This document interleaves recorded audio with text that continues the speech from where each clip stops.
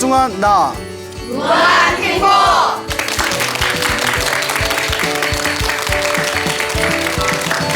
예, 만나서 반갑습니다. 광우 스님이라고 합니다. 만나서 반갑습니다.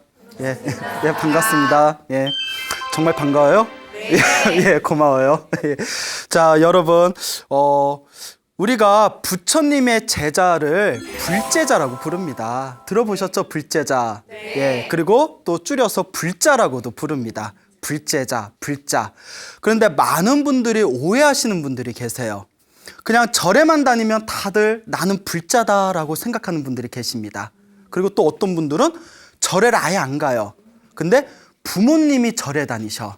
부모님이 불제자셔. 그래서 종교란에 불교라고 거침없이 쓰는 분들도 계십니다. 예. 자, 불자라는 단어에는 반드시 부처님의 제자로서 인증되어져야 하는 기본적인 의식이 있습니다. 많은 분들이 오해하시는 것 중에 하나가, 아니 스님, 그냥 절에 다니면 그냥 불자 아닙니까? 스님, 뭐 1년에 그래도 한 번이라도 가서 뭐 등값 같은 것 좀 내고 부처님 등 올리면 그거 불자 아닙니까? 물론 여러분들이 내신 소중한 등값은 사중 재정에 크나큰 도움이 될 것입니다. 하지만 등값 올렸다고 다 불자가 되는 것도 아닙니다. 스님, 제가 불교 공부를 좋아합니다. 그래서 가끔 경전도 보고 불교에 대한 책도 보고 그리고 불교의 부처님의 말씀이 어떤 가르침인가 싶어서 이렇게 불교 TV도 가끔씩 봅니다. 그럼 불자 아닙니까? 애매하네요. 예? 라고 해줄까? 불자라고 해줄까? 안 됩니다. 예. 부처님께서는 그런 게 불자라고 말씀하시지 않으셨습니다. 불자가 되기 위해서는 기본적으로 불자가 되기 위한 기본 요건이 있습니다. 그것이 바로 무엇일까요? 불법승 삼보에 귀의하는 것, 이것이 바로 삼귀입니다. 그래서 진정한 불자는 삼귀를 해야만 우리가 진정한 부처님의 제자라고 이름 붙일 수가 있는 것입니다. 아시겠죠? 네. 자, 삼귀, 삼보에 귀의한다. 귀의라는 것은 돌아가 의지한다는 뜻입니다. 당신을 의지합니다. 예? 당신께 돌아가 의지합니다. 그게 바로 귀의입니다. 그래서 여러분들 그 법회에 가시면 우리가 법회 시작하기 전에 항상 제일 먼저 삼귀를 하거든요. 그래서 음악 소리와 목탁 소리에 맞춰서 거룩한 누구에게 귀의합니다? 부처님께 귀의합니다. 거룩한 누구에게 귀의합니다? 가르침에 귀의합니다. 예? 거룩한 누구에게 귀의합니다? 거룩한 스님들께 귀의합니다. 거룩한 부처님, 가르침, 스님에게 귀의합니다. 이 부처님, 가르침, 스님, 이것을 삼보라고 부릅니다. 세 가지 보배라는 뜻이에요. 그래서 삼귀라는 것은 거룩한 부처님께 귀의합니다. 거룩한 가르침에 귀의합니다. 거룩한 스님들께 귀의합니다. 이것이 바로 세 가지 보배에 귀의합니다. 세 가지 보배인 삼보에 돌아가 의지하겠습니다 라는 뜻이 됩니다. 자, 왜 부처님과 부처님의 가르침과 스님들을 삼보라고 했을까요? 굉장히 중요합니다. 여러분, 보배, 보석. 여러분, 보석 좋아요, 싫어요? 좋아요. 좋죠? 네. 예, 그렇죠. 금, 은, 수정, 사파이어, 다이아몬드 좋죠? 네. 예, 예? 여보, 우리 사랑은 다이아몬드 크기로 결정 짓는 거야. 뭐 이런 분들 안 계시죠? 자, 근데 중요한 게 있습니다. 보배, 보석. 이 세상의 보석이라는 것은 언젠가는 결국 깨지고 부서지고 흩어집니다. 동감하시죠? 네. 금도 언젠가는 사라져요. 언젠가는 금도 사라지고 은도 사라지고 언젠가는 다이아몬드도 다 부셔져서 사라집니다. 그리고 그 어떤 세상의 아름다운 보배와 귀중한 보석도 죽은 뒤에 가져갈 수 있다 없다? 가져갈 수 없습니다. 예? 가져갈 수가 없어요. 그런데 부처님과 부처님의 가르침과 부처님의 가르침을 따르는 스님들께 돌아가 의지하는 이 삼보의 귀한 공덕은 죽은 뒤에도 복이 되고 선업이 되고 공덕이 된답니다. 복과 선업과 공덕이 되기 때문에 죽은 뒤에도 그 공덕의 힘이 너무나 뛰어나기 때문에 세 가지 보배다. 보배도 세상에서 언젠가 사라지는 그런 무상한 보배가 아니라 유한한 보배가 아니라 나에게 무한한 행복을 가져다주는 가장 뛰어난 가장 소중한 보배다라는 의미로 부처님과 부처님의 가르침과 그리고 스님들, 부처님의 가르침을 따르는 스님들을 무엇이라고 부른다? 삼보라고 부릅니다. 알겠죠? 예? 제가 이런 얘기하면 젊은 애들이 우리 어렸을 때 컴퓨터 삼보 컴퓨터였는데 뭐? 예? 이러면 돼요, 안 돼요? 안 돼요. 그거는 그거고, 예, 우리가 말하는 삼보는 불법승. 부처님, 법은 뭐라고 했죠? 가르침, 승은 스님들. 그래서 부처님 가르침, 스님들, 불법승 삼보에 귀의하는 거. 이 삼귀를 해야 진정한 무엇이 되는 것이다? 불자가 되는 것입니다. 알겠죠? 네. 자, 그러니까 중요한 겁니다. 삼귀를 하지 않으면 아무리 절에 자주 가도 불자라고 할 수 있다, 없다? 할 수 없다. 삼귀를 하지 않으면 1년에 한 번씩 가서 부처님 오신 날 등을 달아도 불자라고 할 수 있다, 없다? 없다. 아무리 내가 불교 공부를 열심히 해도 마음으로 삼귀를 지극한 정성스러운 마음으로 삼귀를 하지 않으면 불자라고 할 수 있다, 없다? 없다라는 거예요. 좋은 거 배우셨죠? 네. 예. 그러면 스님, 어떻게 해야 진정한 의미의 삼귀를 하는 것입니까? 삼보에 귀의하는 것입니까? 라고 질문을 하신다면 아주 간단합니다. 삼귀하는 게 어렵지 않아요. 부처님 앞에나 스님 앞에서 경건한 마음으로 합장을 하고 거룩한 부처님께 귀의합니다. 거룩한 가르침에 귀의합니다. 거룩한 스님들께 귀의합니다. 이걸 3번만 하면 돼요. 무슨 말인지 알겠죠? 네. 거룩한 부처님 가르침 스님들께 귀의합니다라는 삼보에 귀의하겠다는 맹세를 그 자리에서 합장하고 3번만 소리내면 바로 삼귀가 성립되는 겁니다.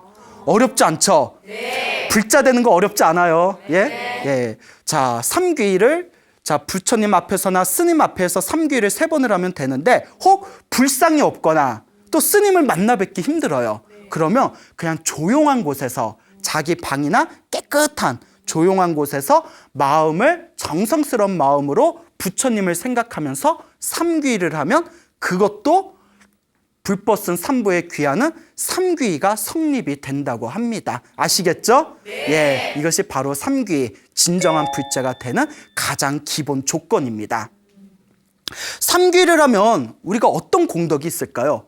솔직히 우리가 무언가 떨어진 게 있어야 뭔가 하고 싶은 마음도 드는 거지. 아니 막말로 저 불자 되기 싫어요 이러면 뭐 할 말 없잖아요. 그렇죠? 물론 여러분들 다 이제 부처님에 대한 믿음이 깊으시리라 이제 생각이 되지만, 자, 삼귀를 하면 다음과 같은 공덕이 있다고 합니다.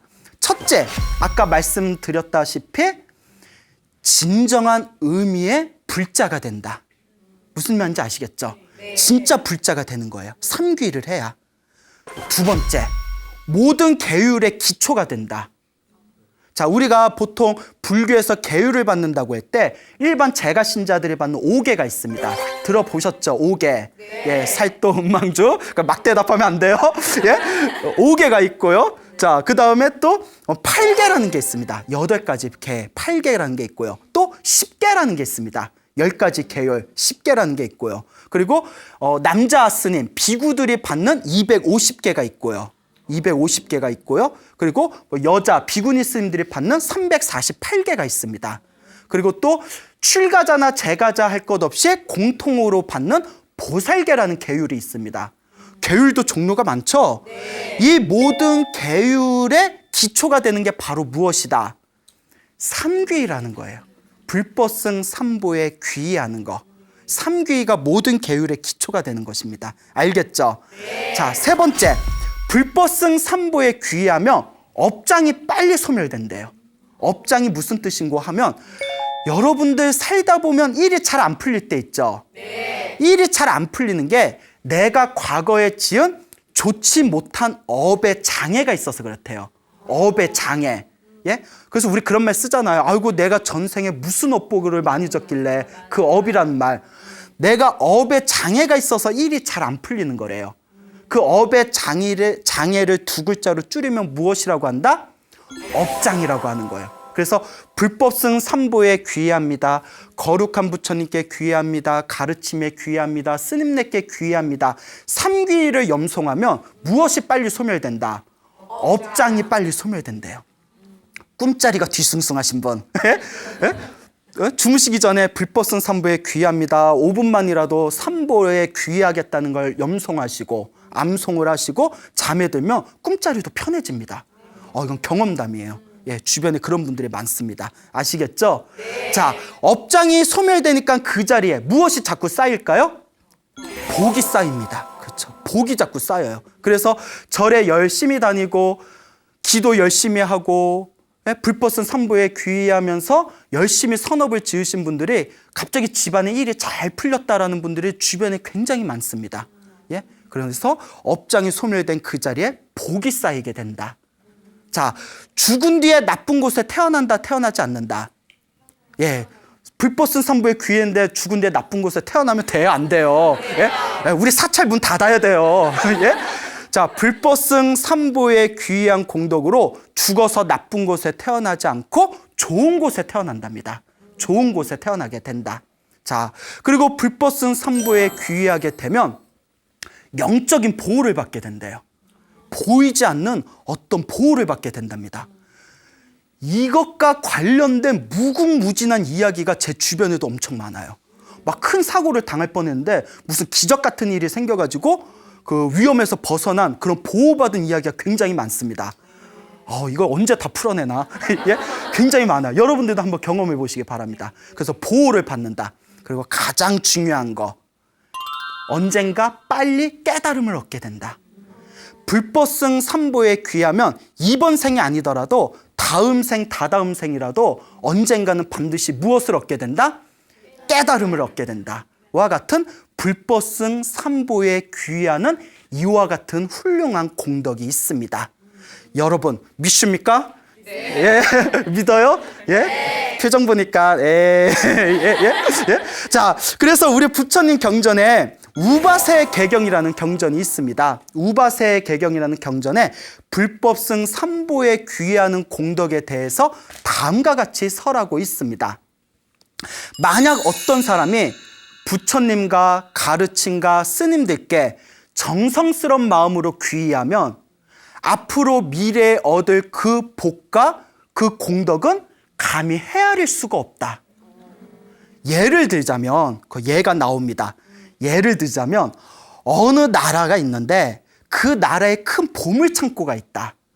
그 보물창고에 엄청나게 많은 보물들이 있는데 그 나라의 모든 국민들을 동원해서 7년 동안 그 보물을 옮겨도 1년도 아니고 2년도 아니고 3년도 아니고. 여러분 혹시 여기 남자부부 군대 갔다 왔어요? 2년 길어요, 짧아요? 엄청 길죠? 그런데 몇 년을 옮겨요? 7년을 옮겨요. 보물창고에 있는 보물을 온 국민이 7년 동안 옮긴 양보다도 불법승 삼보에 귀한 공덕이 1000만 배 더 뛰어나다. 이렇게 이야기하고 있습니다. 안 믿겨지죠? 네. 예? 왜 이렇게 솔직해? 왜 이렇게 솔직해? 안 믿겨져요? 예. 자, 그래서 우리 부처님의 또 12인연경이라는 경전에서 다음과 같이 이야기합니다. 우리 일반 중생들은 다음과 같은 세 가지의 바람이 있다. 맞는가 한번 잘 생각해 보세요. 세 가지 바람이 있는데 첫째가 건강함이요. 둘째가 편안함이요.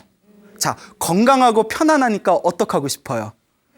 예, 셋째가 오래 사는 것이다. 그렇죠. 이제 그러니까 진시황이 불로초 찾으러 다녔잖아요. 예, 계속 영원히 누리고 싶다. 건강하게 사는 거, 편안하게 사는 거, 그리고 오래 사는 거.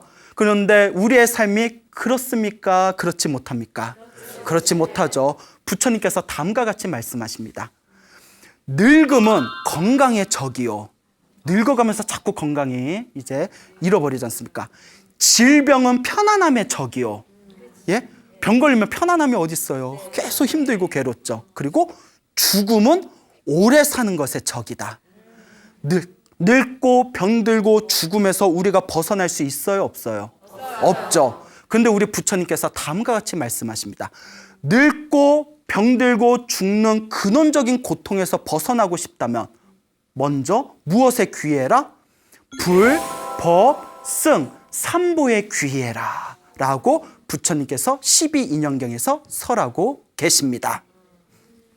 그러면 어떻게 우리가 늙고 병들고 죽음에서 벗어날 수 있을 것인가? 제가 재밌는 이야기를 드릴게요.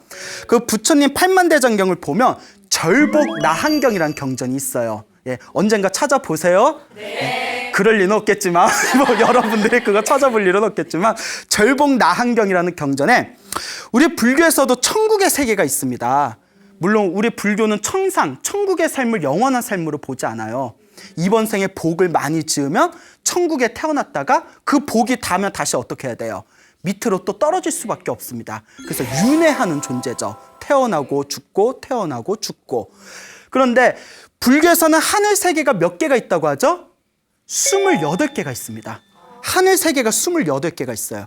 그러니까 내가 이번 생에 지은 선업과 복의 힘에 의해서 태어나는 세계가 또 서로 다릅니다.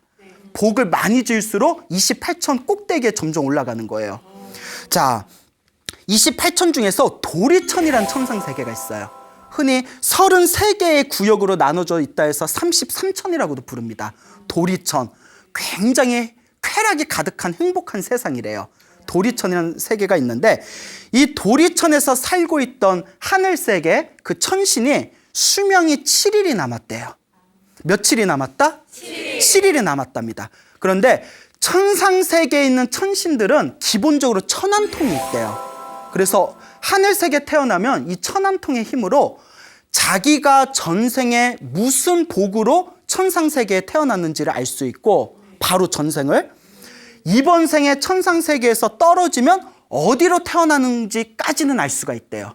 천안통으로. 그러니까 이 사람이 자기가 수명이 7일이 남았다는 걸 알고 이 하늘세계 사람, 이 천신이 자기가 죽은 뒤에 어디에 떨어질까 하고 천안통으로 살펴봅니다. 무엇으로 태어날까요? 돼지로 태어나게 된다는 걸 압니다. 돼지. 그러면 돼지 안 되지? 안 되지. 예? 예? 예? 예? 표정 뭔가요? 예? 예? 아, 요새 이런 유머 안 좋아하나요? 예? 예? 자, 돼지에 태어난다는 것을 알게 됩니다. 왜 그런고 하니 천상세계에서 복을 다 써먹었기 때문에 그 복의 힘이 다 부족해서 인간으로 못 태어나고 무엇으로 태어났? 돼지로 태어나는 거예요. 그 자기 복을 다 써버리면 안 좋은 곳에 태어나게 됩니다. 예? 그러니까 자꾸 새로 복을 짓고 자꾸 복을 아낄 줄을 알아야 돼요. 돼지로 태어난다는 걸 아니까 기분이 좋아요, 나빠요? 예, 너무나 괴로움에 떨다가 옆에 있는 친구 천신이 그 돼지로 떨어지게 예정된 천신에게 다음과 같이 이야기합니다. 고민하지 말고 저 인간 세상에 부처님이 세상에 출현하셨는데 부처님께 가서 여쭤봐라. 부처님께 여쭈면 부처님이 좋은 방법을 알려주지 않겠느냐. 그러니까 이 천신이 아이고 그 말이 맞다. 그 이제 인간 세상으로 내려옵니다. 그 부처님 앞에서 다 절을 올려요. 거룩하신 부처님, 제가 수명이 7일뿐이 남지 않았는데 죽으면 복이 다하여 돼지로 떨어지게 되었습니다. 제발 저를 제도해 주십시오. 구제해 주십시오. 그 부처님께서 천인이여, 천신이여, 7일이 남았으니 7일 동안 오로지 부처님 가르침 스님들께 귀의하겠다는 삼귀의를 염송해라 라고 가르칩니다. 7일 동안 오로지 삼보에 귀의해라. 그래서 그 말을 듣고 하늘나라 천신이 이제 천상계에 올라가서 7일 동안 자기 천궁 안에서 하늘세계 궁궐 안에서 벽만 보고 뭐만 외워요? 삼귀의만 외웠답니다. 거룩한 부처님께 귀의합니다. 거룩한 가르침께 귀의합니다. 거룩한 스님들께 귀의합니다. 거룩한 부처님께 귀의합니다. 계속 삼귀의를 염송했답니다. 그리고 두둥 자체 음향 효과예요. 예? 7일이 지났어요. 7일이 지났을 때 천신이 죽었을까요? 안 죽었을까요? 죽었습니다. 예, 예. 천신이 죽었어요. 죽었는데, 자, 내가 지은 업은 누가 받는다? 내가 받는다. 복도 누가 짓는다? 내가 짓는다. 내가 지은 복은 누가 받는다? 내가 받는다. 7일, 수명이 7일 남았다는 거는 이번 생의 업이었고, 그 업이 다해서 돼지로 떨어질 몸이 7일 동안 간절한 마음으로 불꽃쓴 산보에 귀한 그 기도 공덕의 힘으로 인간 세상 큰 부잣집에 태어났대요. 그러니까 복이 찬 거예요. 오늘부터 삼귀 좀 하세요. 예, 복이 찬 거예요. 예? 그래서 돼지로 떨어질 몸으로 인간 세상의 큰 부잣집 아들로 태어납니다. 그래서 온갖 귀여움과 온갖 정성 속에서 그 아이가 무럭무럭 자라서 7살이 됩니다. 7살이 됐을 때 부모님하고 함께 길을 걷고 있었대요. 길을 다 걷고 있었는데 멀리서 부처님의 수제자 중에 한 분이신 사리불 스님을 만나게 됩니다. 지혜제일이라고 불리웠던 분이에요. 지혜제일 사리불 스님이 다 걷고 계시니까 아이가 그 스님을 보면서 호련히 전생일이 기억났대요. 야, 대박. 예? 전생일이 확 기억나면서 사리불 존자 앞에서 그 아이가 삼배를 올리는 거예요. 절 삼배를 하는 거예요. 그 부모님이 놀라잖아요. 애가 왜 이러지? 여러분 생각해 보세요. 여러분 아들을 낳았는데 7살짜리 아들을 데리고 저기 터미널에 갔는데 광우 스님을 만났어요. 아들이 갑자기 스님하고 길에서 삼배를 하면 어떻겠어요? 마음이 놀랍잖아요.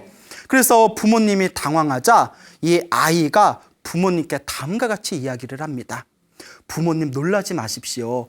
실은 제가 전생에 저 도리천의 천신이었는데 복을 다 까먹어서 돼지의 몸을 받을 뻔한 것을 부처님의 가르침으로 인간 몸을 받게 되었습니다. 제가 이렇게 좋은 몸을 받게 된 것은 다 부처님 덕분입니다. 그러니 어머님, 아버님, 제가 부처님 은혜를 갚을 수 있게 우리 부처님과 제자분들을 저희 집으로 모셔서 공양을 올렸으면 합니다. 아이가 그런 말을 하는 거예요. 예? 그러니까 무서워요? 예? 호러물인가 갑자기? 7살짜리 아이가 전생 얘기하니까.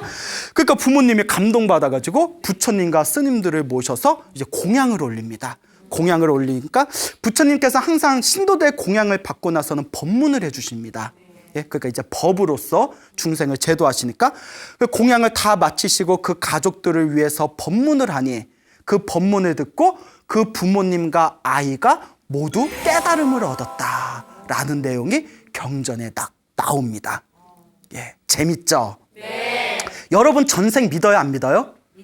믿어요? 네. 나는 전생이 무엇이었을까 생각해 본 적 있죠? 네. 근데 아까도 이야기 중에 그 7살 난 아이가 사리불 스님을 보고 전생이 호련히 기억났다고 했잖아요. 네. 근데 우리가 정말 그런 일이 정말 가능할까? 이런 생각도 한번 해볼 수가 있을 거예요. 네.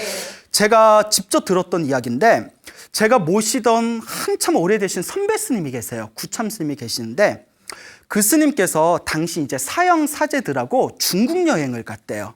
중국 여행을 갔는데 그 중국의 사찰 성지순례를 가시다가 어느 그 중국 시골에 그 어느 암자에 갔답니다. 근데 같이 갔던 사형 스님이 그 암자에 가더니 갑자기 막 흥분을 하면서 그 암자를 막 돌아다니시더래요. 예? 그 말이 암자지 중국에서 암자면 우리나라의 큰 절입니다. 중국은 워낙 통이 커가지고요. 그 막 이렇게 돌아다니다가 막 흥분을 하시더래요, 사형 스님이. 아니 스님 왜 그러세요? 했더니 그 사형 스님이 흥분하면서 이렇게 이야기하더랍니다. 내가 머리 깎고 출가하기 전부터 꿈을 꿀 때마다 항상 보던 절이 있었다. 항상 똑같은 절이 보이더래요. 똑같은 절이 보였는데 그래서 내가 부처님하고 인연이 있나 보다 이런 생각을 품고 이제 머리를 깎고 내가 스님이 됐는데 한국에 있는 모든 사찰을 내가 다 돌아다녀 보아도 꿈에서 자주 보던 그 절을 찾을 수가 없었다. 그런데 그 절을 어디서 봤다? 중국. 여기가 바로 그 절이라는 거예요. 스님이 거짓말 해요, 안 해요? 안 해요. 진짜? 그 스님이 거짓말 할 리 없어요. 예, 그런 얘기를 왜 거짓말해요? 근데 그 스님이 막 놀래가지고 그 주지스님하고 이야기를 나눴대요. 중국 주지스님하고 뭐 중국말 할 줄 알아요? 니하오 이러면서 중국말을 했겠죠. 그러던데 결론이 옛날에 여기가 큰 절이었답니다. 그러다 이제 뭐 문화 대혁명 그런 걸 맞아서 이제 많이 퇴락한 절인데 옛날에 여기가 굉장히 큰 절이었다, 이 지역에. 그러니까 그 한국인 그 사형 스님께서 내가 전생에 여기 중국 스님이었나 보다. 너무나 고향에 온 것 같은 느낌이 들더래요. 그 호련히 생각나는 거예요. 그 무시할 수 없어요, 여러분. 예?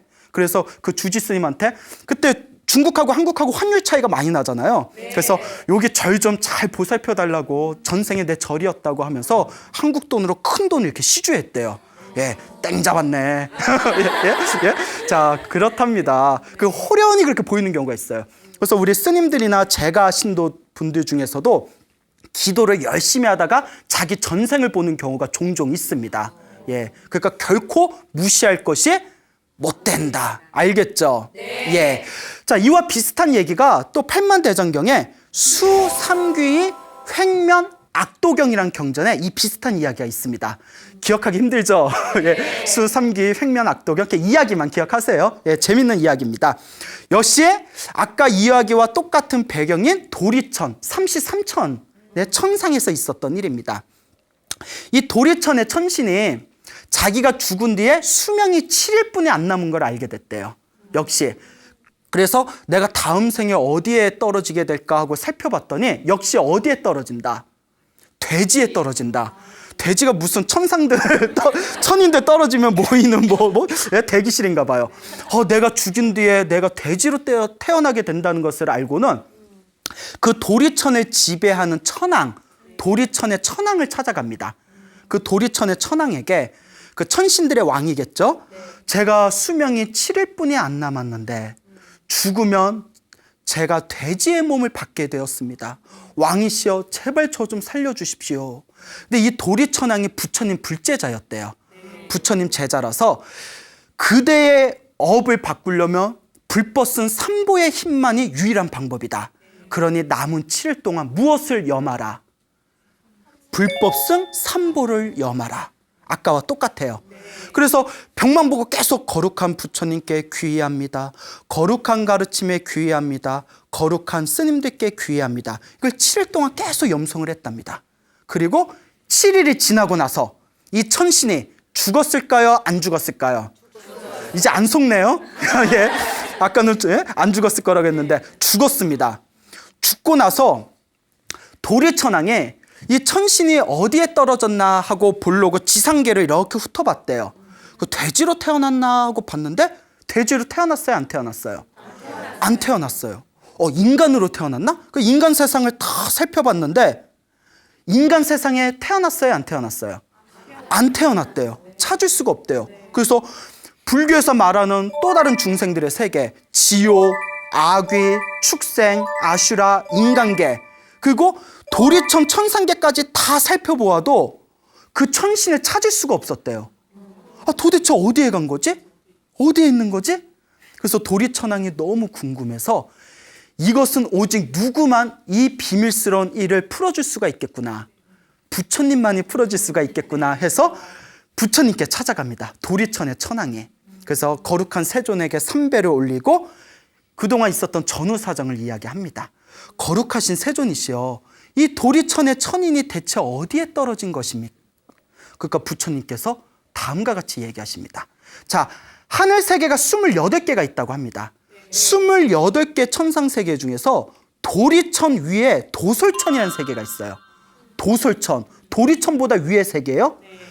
그 천신은 죽어서 떨어지는 방향을 바꾸어 위로 올라가 도솔천에 태어났다. 그대들 천신들의 천한통은 오로지 자기들 밑의 세계만 볼 수 있기 때문에 도리천 위의 세계는 보질 못한 것이다 라고 부처님께서 법문을 하십니다. 그러니까 도리천에서 복이다에서 지상으로 떨어져야 했던 그 천신이 불법승 삼보의 지극한 마음으로 귀의했던 그 공덕의 힘에 의해서 어디로 태어났다? 도솔천, 도리천 위에 도솔천에 태어났다고 합니다. 야, 이거 무슨 영화처럼 우리가 직접 볼 수 있으면 얼마나 좋겠습니까마는 여러분 봐요, 못 봐요? 눈으로는 못 보지만 마음으로는 믿음을 일으키셔야 됩니다. 불법승 삼보에 귀의하는 공덕이 이와 같이 크구나. 기도의 힘이 분명히 있습니다. 아시겠죠? 네. 그래서 우리 부처님 경전에 제법지묘경이라는 경전이 있습니다. 그 제법지묘경이라는 경전에 다음과 같은 구절이 나오죠. 만약에 어떤 중생이 정성스러운 마음으로 불법승 삼보에 귀의한다면 먼저는 천상에 태어나 즐거움을 얻고 나중에는 반드시 깨달음을 얻을 것이다. 그러니까 불보슨 삼보에 지극한 마음으로 귀의한 불자는 죽은 뒤에 천상에 태어나서 쾌락을 누리다가 그 인연의 공덕이 무럭무럭 증장하며 나중에는 무엇까지 얻을 수가 있다. 깨달음까지 얻을 수가 있대요. 불교의 궁극적인 목표는 이 인간 세상에서 돈 많이 벌고 잘 사는 것이 아닙니다. 천국에 태어나는 게 목표가 아니에요. 불교의 궁극적인 목표는 무엇일까요? 깨달음입니다. 결국 깨달음을 얻는 것. 이게 바로 불교의 궁극적인 목표고, 깨달음을 얻는 첫걸음이 바로 무엇이다? 불법성 삼보에 귀의하는 것이다 라는 것을 명심하시길 바랍니다. 알겠죠? 네.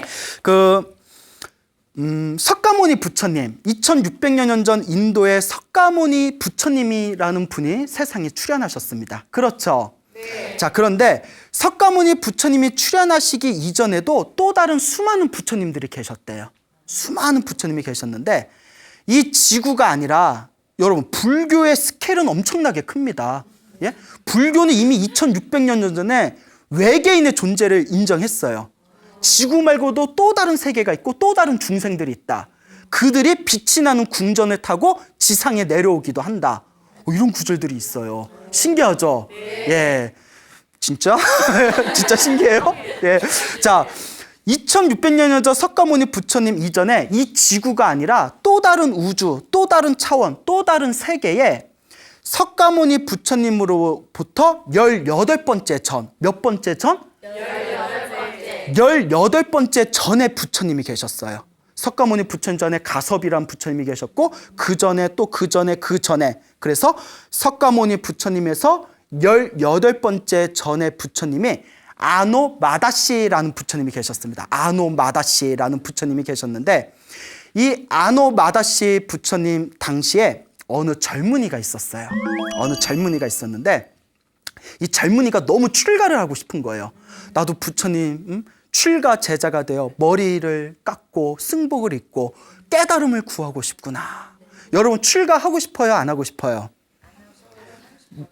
분위기 왜 이러냐? 아, 스님 앞에 두고 안 하고 싶어요 하면 어떡해? 예, 예? 자, 그래요? 예. 자, 그래서 너무 출가를 하고 싶었는데 출가를 할 수가 없었습니다. 자기가 외아들인데 당신의 부모님이 다 눈이 먼 장님이셨대요. 그래서 장님이신 부모님을 봉양해야 되기 때문에 출가를 할 수가 없는 거예요. 그래서 이 젊은이가 무슨 생각을 하냐면, 내가 지금 부모님을 봉양해야 되기 때문에 출가를 할 수가 없구나. 하지만 부처님이 세상에 출현하신 이 좋은 기회를 놓쳐서는 안 된다. 그러니까 내가 전생에 선업과 복이 부족해서 이번 생에 내가 이렇게 힘들게 살고 있으니 이번 생에는 내가 선업이라도 복이라도 열심히 짓자. 그리고 아노마다시 부처님의 수제자였던 니사바 스님을 찾아가게 됩니다. 니사바 스님. 네? 사바사바 니사바. 예, 예. 자, 니사바 스님을 찾아가서 니사바 스님께, 스님, 제가 전생에 복이 부족해서 이번 생에 출가하기가 힘듭니다. 복을 많이 짓도록 저에게 가르침을 주십시오 하니까 이 니사바 스님께서 삼귀를 내리셨답니다. 부처님께 귀의해라. 가르침에 귀의해라. 스님들께 귀의해라. 맹세하겠느냐? 맹세하겠습니다. 이제부터 깨끗하고 맑은 마음으로 평생 동안 이 삼귀를 항상 마음에 담아두고 살거라 라고 이제 가르침을 내립니다. 그래서 이 젊은이가 부모님께 열심히 효도하고 불보승 삼보를 항상 삼보에 귀의하고 항상 불보승 삼보에 기도하면서 깨끗한 삶을 살게 됩니다. 그리고 목숨이 다해서 세상을 떠나게 됩니다. 언젠가는 죽겠죠? 네. 자, 놀라운 기적이 일어납니다. 불보승 삼보에 귀의한 그 복의 힘과 그리고 부모님께 효도한 공덕의 힘에 의해서, 여러분, 불교에서 복 짓는 가장 좋은 방법 중에 하나가 부모님께 효도하는 것이랍니다. 여러분, 불교는 의외로 효도의 종교입니다. 여러분들 뭐 스님들이 머리 깎고 승복 입고 부모님 마음에 말뚝박고 출가했다고 불교의 종교라고 오해하시는 분들이 있는데, 부처님께서는 효도를 굉장히 중요하게 여기셨습니다. 그래서 우리가 복 짓는 가장 좋은 방법이, 첫째, 부모님께 효도하는 거. 둘째, 스승을 공경하는 거. 스승을 공경하는 거. 세 번째가 불법승 삼보를 항상 공경하고 섬기는 거, 귀의하는 거. 그래서 부모님께 효도하는 것과 스승님께 공경하는 것과 불법 쓴 삼보에 귀의하는 것이 크나큰 공덕을 짓는 것이라고 경전에 나옵니다. 삼보에 귀의하고 부모님께 지극한 마음으로 효도한 그 공덕의 힘에 의해서 그 젊은이가 죽은 뒤에 하늘세계 신으로 태어납니다. 제석천왕으로 태어나요. 제석천왕이 도교에서 말하는 옥황상제입니다. 옥황상제로 태어났는데 너무나 그 복이 너무나 뛰어나서 옥황상제로 태어났다 죽었다 태어났다 죽었다 80생을 살았대요. 오, 웬열? 80생을 살았대요. 제석천왕으로. 예? 태어났다 죽었다 태어났다 죽었다 80생을 살고요. 80생의 하늘세계의 왕으로서의 복이 다한 뒤에 인간 세상을 태어납니다. 인간 세상에 태어나서 큰 천하를 다스리는 황제로 75생을 살았답니다. 75번의 생에 태어나고 죽고 태어나고 죽고. 야, 왕으로 한 번만 살아도 원인이 없겠다. 그죠? 예? 75번을 황제로 태어났대요. 그 다음에 황제의 업이 다한 뒤에는 조그만 나라의 왕으로 태어났는데 조그만 나라로 왕으로 살았던 삶은 헤아릴 수가 없대요. 예, 이정 살짝 짜증나죠. 예? 이 이야기가 사실이라며 부모님한테 효도하고 불법성 삼보의 귀한 공덕만으로 제석천왕으로 80번, 천하를 다스리는 황제로 75번, 그 조그만 나라를 다스리는 왕으로 수많은 삶을 살았다. 그리고 마지막, 그 젊은이가 원래는 무엇을 하는 게 원래는 소원이었죠? 출가를 하는 게 소원이었잖아요. 그렇죠. 18번째 부처님의 그 시대가 지난 뒤에 2600년 전 석가모니 부처님이 세상에 출현하신 그 시대에 석가모니 부처님이 계신 그 나라에 큰 부잣집 인간세상 아들로 태어났답니다. 인간세상 큰 부잣집 아들로 태어났대요. 그래서 이제 오기야 금이야 얼마나 또 이제 잘 키웠겠어요. 그리고 나이 7살이 되었을 때, 아까하고 똑같이 7살이에요. 예, 7살에 뭔가 깊은 뜻이 있나 봐요. 그래서 남녀 7세 부동석이 그래서 나왔나? 예? 자, 그래서 7살이 되었을 때 부모님과 함께 사찰에 갑니다. 부처님을 모신 이제 절에 갔는데 사찰에 가서 스님들을 보는 순간 7살짜리 아이가 가슴이 울렁거렸대요. 자기의 전생일이 다 느낌이 오는 거예요. 전생이 울렁거리면서 자기도 모르게 부모님한테 어머니 아버지 저 절에 왔으니 스님들께 삼귀를 받고 싶습니다 이러더래요. 삼귀를 받고 싶습니다. 그 전생에 자기가 지었던 복과 선업과 공덕의 힘이 꽃을 피우고 있는 거예요. 그때 그 사찰에 깨달음을 얻으신 가장 큰 스님께서 뚜벅뚜벅 나오셔서 그 7살 난 어린 아이를 법당에 앉혀놓고 불법승 삼보에 귀하는 삼귀를 내려주는 순간 그 7살짜리 아이가 그 자리에서 깨달음을 얻었다고 합니다. 아까 말씀드렸죠. 제법 지묘경에서 얘기하기를 삼보에 귀하면 천상계에 태어나 쾌락을 누리고 나중에는 무엇을 얻게 된다? 깨달음을 얻게 된다. 그리고 그 7살 난 아이가 깨달음을 얻게 되고 부모님께 부탁을 드립니다. 어머니 아버지 저를 지금까지 키워주셔서 너무나 감사합니다. 몇 살짜리가? 야, 속 터져. 7살짜리가. 예? 저는 제가 가야 할 곳을 알았습니다. 저는 이 스님들을 모시고 머리 깎고 출가해서 출가 수행의 길을 걷겠습니다. 이미 깨달음을 얻은 거예요. 그 아이는. 예, 허락해 주십시오. 근데 우리 부모님들이 쿨해. 네, 쿨하셔. 예? 화통하게 그래 출가해 해가지고 아마 불짜셨나 봐요. 그래서 출가를 하셔서 나중에 그 7살짜리 그 아이가 나중에 큰 스님이 되셨다라는 이야기가 전해지고 있습니다. 알겠죠 여러분? 네. 무엇의 공덕의 힘으로? 깨달음. 그 깨달음을 얻은 첫 번째, 깨달음을 얻기 위해서 우리는 첫걸음 무엇부터 시작해야 된다? 효도? 효도보다 더 중요한 거. 어머니한테 미안한 게 많은가 봐요. 효도. 불법승 삼보에 귀한 거. 불법승 삼보에 귀해라. 여러분, 불교는 대박입니다. 예? 여러분 생각해 보세요. 여러분 로또 복권 산 적 있어요? 네. 샀구나. 예. 사셨어. 저는 한 번도 로또를 사본 적이 없습니다. 뭐 스님이니까 당연한 거지만. 근데 주변에 사시는 분들은 많이 봤어요. 자, 아니, 그거 왜 사세요? 재미로 사는 거지. 입으로는 재미라고 하지만 마음으로는 뭐가 있어요? 한 방. 인생은 한 방이야. 인생은 한 방이야. 근데 잘 돼요? 안 돼요? 안 되잖아요. 여러분, 로또는 될 수도 있고 안 될 수도 있어요. 그런데 안 될 확률이 더 많아요.